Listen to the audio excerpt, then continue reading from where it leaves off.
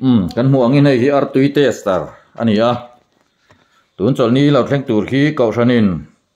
sum tuak nan ti in thlai thar kut voi ni na habuat saya lo lama te thlai om vak to lova chu wang chuan thlai thar kher lo mani kut them them na tanga kan nei thai ang chi te le thil chi sang sang ka tiang kha sum chang thei to pot kha chu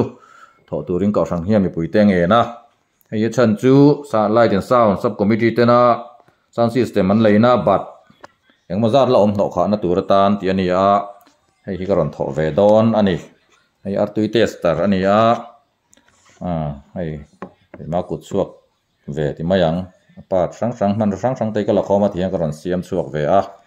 chuan hei yan pencil battery pathum manga battery lo down deuh poina kil nei hona chuang khun osam te thak mai thei ani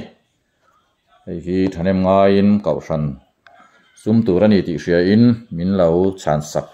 turin ka han ngen cheo ni atang kai na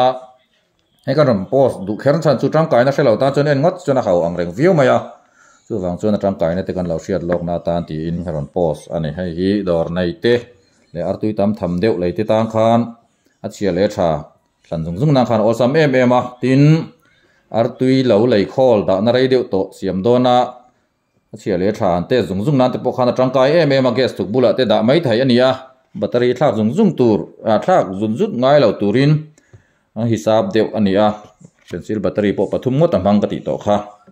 man zut na om lo wang hian a battery po hi lo hle tura chuan ka ngai ani